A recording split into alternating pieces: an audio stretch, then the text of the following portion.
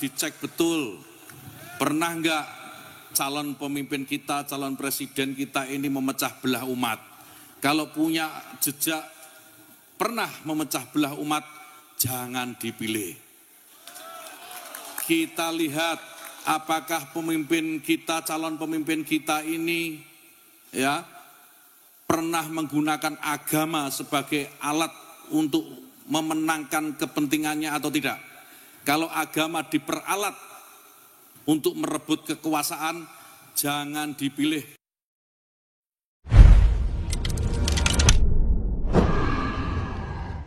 Assalamualaikum warahmatullahi wabarakatuh. Waalaikumsalam warahmatullahi wabarakatuh. Alhamdulillahirabbil alamin. Pemirsa, kita jumpa lagi di acara Dibacain Berita.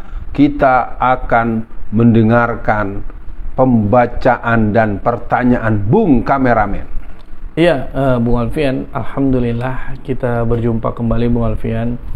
Ini ada yang menarik nih Bung Alfian. Di tengah pelarangan, surat edaran, larangan dari Menteri Agama untuk memprovokasi dan membahas politik di masjid, tapi saya melihat banyak poster-poster kajian Bung Alfian atau Ustadz Alfian Tanjung di mana-mana bahasnya politik nih Bung Alfian. Terlebih saya melihat poster tentang pendidikan politik Islam 2024. Pembekalan pemenangan aspirasi Islam. Nah, kalau boleh saya tahu Bung Alfian, ini tuh program apa Bung Alfian? Apakah sudah berjalan baru-baru ini atau sudah Bung Alfian rancang dari lama atau bagaimana Bung Alfian? Mungkin bisa jelaskan atau ceritakan Bung Alfian. Siapa tahu kita juga terinspirasi Bung Alfian. Silakan. Bismillahirrahmanirrahim. Pendidikan politik Islam 2024, yaitu panduan untuk memenangkan aspirasi politik umat Islam, merupakan sebuah pergumulan panjang dari perjalanan saya yang pernah ikut dalam gerakan politik praktis sejak tahun 1982, ikut-ikutan 80-an, 85, 87 itu sudah ikut betulan. Dan saya pernah berada di Partai Persatuan Pembangunan dari pengurus paling bawah sampai pengurus di tingkat pusat, dan itu mengajak saya untuk mengerti bahwa untuk menjadi seorang politisi Islam atau Islam politik itu membutuhkan penguatan yang tidak boleh berhenti dan gerakannya harus bersifat berkelanjutan. Nah, pertanyaan tadi adalah apa sih yang dimaksud dengan pendidikan politik Islam 2024? Dia merupakan kegiatan yang merupakan sambungan yang mungkin nanti akan berjalan lagi di lain waktu, yaitu orientasi keumatan dan kebangsaan yang pernah kita lakukan sejak tanggal 11 12 Desember 2022 dan kita sudahi di bulan Juli tahun 2023 dengan nama angkatan ke-10 untuk OKK, orientasi keumatan dan kebangsaan. Kita masuk ke tahap berikut yang bukan tahapan sebetulnya, tetapi melihat momentum kita menyelenggarakan pendidikan politik 2024 untuk umat Islam. Tujuannya apa? Yang pertama adalah untuk akselerasi, percepatan kesadaran, percepatan partisipasi, dan percepatan bergerak untuk melihat bahwa politik praktis merupakan bagian daripada medan perjuangan amar ma'ruf nahi mungkar bidang politik. Yang kedua adalah untuk pemerataan pemahaman bahwa berpolitik itu adalah hak kita semua. Berpolitik itu kita punya hak yang sama, apakah kelompok minoritas, apalagi kita yang mayoritas. Karena ada satu hal yang kurang enak didengar Bung Kameramen, kita selalu mentoleransi yang minoritas, selalu harus memaklumkan yang minoritas. Dan ini sebagaimana yang pernah saya sampaikan, perdebatan antara Hasan Bandung dengan Soekarno. Ketika Soekarno bilang, Ustadz, Tuan Hasan, agar kita memperhatikan aspirasi yang minoritas. Terus kata Hasan Bandung sebagai ulama dari Persatuan Islam, dia bilang, iya, kita sangat memaklumi dan mengaspirasi kelompok minoritas, tapi bukan dengan cara mengabaikan dan menindas yang mayoritas. Nah, itu kalimat yang bagus sekali untuk diperhatikan masyarakat. Nah, yang ketiga adalah menyiapkan SDM yang bisa menjadi penyeru atau juru penerang, juru kampanye umat.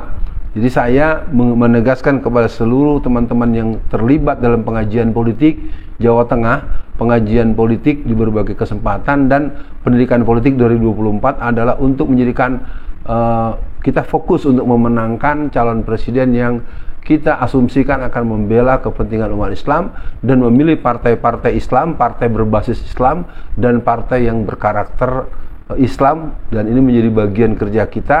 Dan insya Allah kegiatan ini akan berlanjut sampai menjelang pelantikan DPR RI, DPRD, DPD maupun presiden, serta nanti masa-masa pilkada untuk gubernur, wali kota, dan bupati.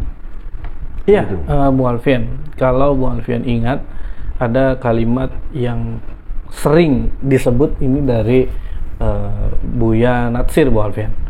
Islam beribadah akan dibiarkan, Islam berekonomi akan diawasi, Islam berpolitik akan dicabut seakar-akarnya.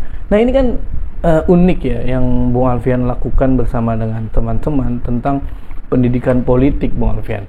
Apakah Bung Alfian tidak mendapatkan tekanan, larangan, bahkan mungkin ancaman gitu, Bung Alfian? Karena kan ini menurut saya, hal inilah yang ditakuti oleh musuh-musuh Islam ketika umat Islam mendapatkan pencerahan dan kesadaran tentang berpolitik, Bung Alfian. Bahkan beberapa kali saya menemani atau membersamai Bung Alfian ketika mengisi di daerah-daerah yang pendidikannya bagus, Bung Alfian, mereka malah bangga dan senang Bung Alfian menyampaikan hal ini. Tapi kan di sisi lain, di tempat-tempat yang bisa dibilang pendidikannya agak rendah, Bung Alfian, itu mereka kan ditakuti, Bung Alfian, diancam, jangan bahas politik di masjid, di tempat ibadah. Nah, tapi itu mungkin Bung Alfian bisa respon. Tapi kalau saya lihat dari selebaran atau yang Bung Alfian lakukan, ada dua yang Bung Alfian lakukan.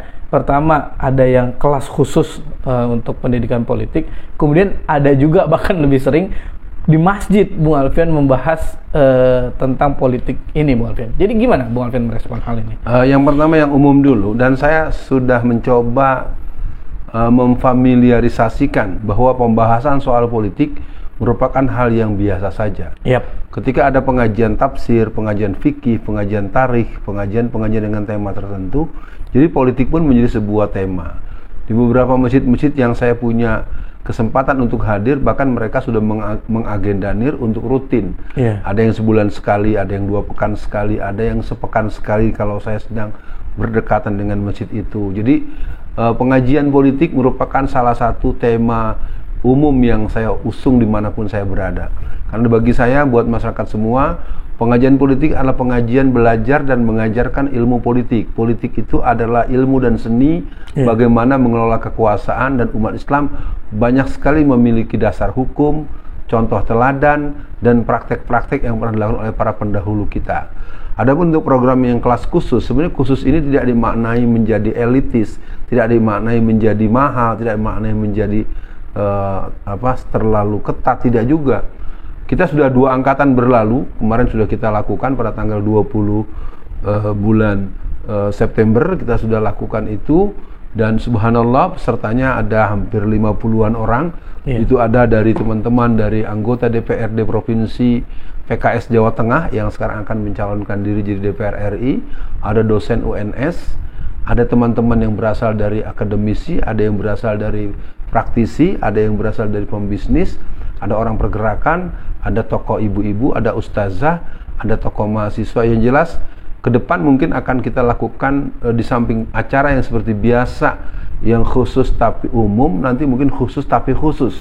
Kita akan coba mungkin nanti kalangan ustazah, kalangan ustadz atau pengurus masjid, mungkin nanti suatu waktu kalangan orang-orang yang punya kepedulian untuk mengantisipasi bahaya bencana politik, sehingga kita bisa berbincang dengan lebih mendalam. Yang jelas pendidikan politik ini merupakan sebuah program yang sudah dilangsungkan di Jawa Tengah, dan kita mentargetkan insya Allah di 35 kota kabupaten dengan agenda 35 sampai 50 angkatan.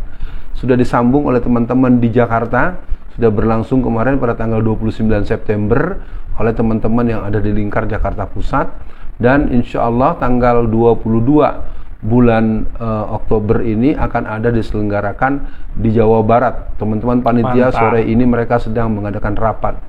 Saya Alfian Tanjung siap untuk membersamai teman-teman dan nanti kemudian kita perlu melakukan penanganan yang lebih terencana, begitu Bung? Iya, Bu Alfian. Jadi pengumuman juga untuk teman-teman yang menonton channel Bung Alfian.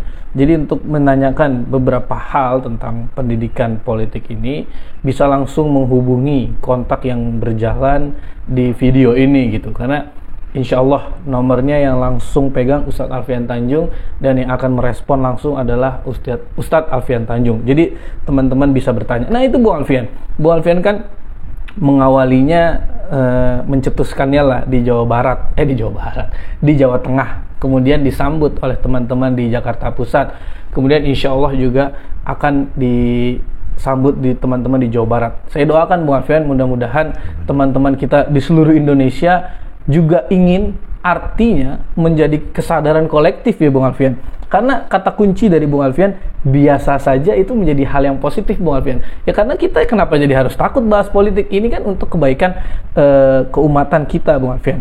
Nah, hal lain yang saya dapat Bung Alfian, jadi saya melihat pelarangan misalkan itu kan lebih sering ditekankan di masjid Bung Alfian. Berarti ada ketakutan dari pihak-pihak kafir atau mereka tuh takut umat Islam melek pada politik. Nah untuk akhir sesi kali ini Bung Alfian, apa pesan Bung Alfian dan ajakan Bung Alfian dan semangat Bung Alfian untuk seluruh umat Islam, pun kalian tidak nyalek, pun kalian belum nyagup gitu Bung Alfian, minimal kita tidak abai dengan politik untuk memenangkan aspirasi umat Islam. Silakan Bung Alfian. Tahun politik 2024 merupakan penentuan baik dari kubu orang-orang yang berkesadaran sebagai kaum pribumi dan kaum muslim, dan juga kaum pelanjut daripada agenda-agenda oligarki, agenda-agenda para mafia, agenda-agenda para pencoleng-pencoleng dan perampok kekayaan negara.